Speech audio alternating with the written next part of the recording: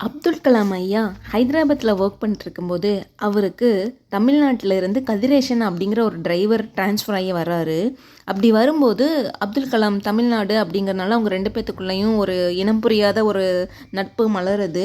அப்போ ஒரு நாள் அப்துல் கலாம் கேட்குறாரு, கதிரேசன் நீங்கள் என்ன படிச்சிருக்கீங்க அப்படின்ட்டு.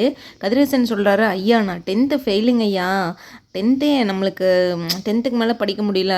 அச்சச்சோ என்னாச்சு அப்படின்னு கேட்குறாரு. அதுக்கு கதிரேசன் சொல்கிறாரு, நான் 10த்தில் ஃபெயில் ஆகிட்டேன். ஆங்கிலம் ஒரு சப்ஜெக்டில் மட்டும் எனக்கு மார்க் இல்லாமல் போயிடுச்சு அப்படின்னு சொன்னோன்னே அப்துல் கலாம், நீங்கள் ஏன் வந்து 10th அப்ளை பண்ணக்கூடாது அப்படின்னு கேட்குறாரு. கதிரேசன் வந்து சிரிக்கிறாரு. ஐயா என்ன சொல்கிறீங்க நானா அப்படின்னு கேட்குறாரு.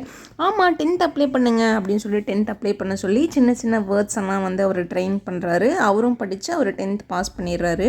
44 மார்க் ஆங்கிலத்தில் எடுத்து பாஸ் பண்ணதுக்கப்புறம் இனி என்ன 12th ஜாயின் பண்ணுங்க அப்படிங்கிறாரு. அவர் சிரிக்கிறார். ஐயா நானா? ஆமாம் இப்போ நீங்கள் 10th பாஸ், அடுத்தது 12th தானே, 12th என்ன சப்ஜெக்ட் பிடிக்கும் அப்படின்னு கேட்டோன்னே ஹிஸ்ட்ரிங்கிறாரு. ஹிஸ்ட்ரி ஜாயின் பண்ணி அதுலேயும் மார்க் எடுத்து பாஸ் ஆகி அதுக்கப்புறம் யூஜி ஜாயின் பண்ணிடுறாப்புல.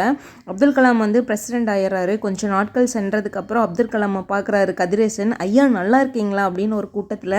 அப்போ அப்துல் கலாம் கேட்குறாரு, நீங்கள் என்ன பண்ணிகிட்ருக்கீங்க கதிரேசன், நல்லா இருக்கீங்களா அப்படின்னு கேட்டோன்னே, ஐயா உங்கள் அருளால், உங்கள் ஆசீர்வாதத்தோட, உங்கள் துணையால் நான் வந்து இன்றைக்கி ஒரு காலேஜில் ப்ரொஃபஸர் ஆகியிருக்கேன். பிஏ ஹிஸ்ட்ரி எம்ஏ முடித்து அதுக்கப்புறம் பிஹெச்டி ஜாயின் பண்ணியிருக்கேன்னு சொல்கிறாரு. ஒரு சிறந்த நண்பன் தலைவன்னா இப்படி தான் இருக்கணுங்க.